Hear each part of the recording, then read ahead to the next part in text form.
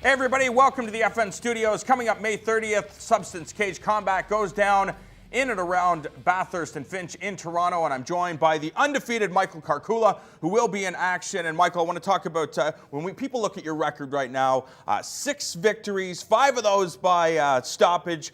You're not just a submission fighter, though. The goal is to make sure that you're well-versed in all areas of this game. But Mike Malott, we know that he also has a striking background. Is this a clash of styles, or will you stand and trade with this guy and engage him on the feet? It's hard to say. We're going to clash. It's going to be a lot of scrambles. It's going to be a lot of punches, a lot of kicking. It's going to be fireworks, and that's that. I'm going to punish him. I'm going to hit him as hard as I can. He's going to hit me as hard as he can. And who knows what's going to happen. Obviously, a lot of people call you one of the best prospects in the country. Does that carry any weight with you? No. I just like to fight. I like to get hit. I like to hit. So, I like to do what I do. Talk about how you got into the sport of MMA. Been a relative, I'm not going to say a newcomer, but in the grand scheme of things. I've always been a martial artist. I've never been in a team, in any team sports. I did karate when I was a kid.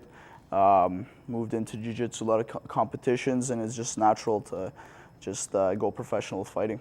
What's your favorite element of the game? Obviously, come from Tapstar, the ground game is a focus, but I think most athletes, when they start learning new skills, whether it's boxing, they gravitate towards boxing, kickboxing, etc. Well, what do you love about MMA? The thing I like most about MMA is just the fight aspect. You go in there, you trade punches, you exchange the battle of the will, and the champion goes forward. And what's the end result for you? Do you have, obviously, the goal is to go out there and get a stoppage win in this fight, but do you look to the future? What are your aspirations? You're going to have to tune in and check it out. Yeah. That's it. You're going to have to tune in and see. But I'll definitely come out with another W. Now, when you look at the next number of years in your life, in your career, is there things that you look at in the future? Is just number one, make your name in the Canadian mixed martial arts scene, and let's see where it goes from there. My goal is to be the #1 145 fighter in Canada before I step onto the big scene, and from there I'm going to be the #1 145 in the world.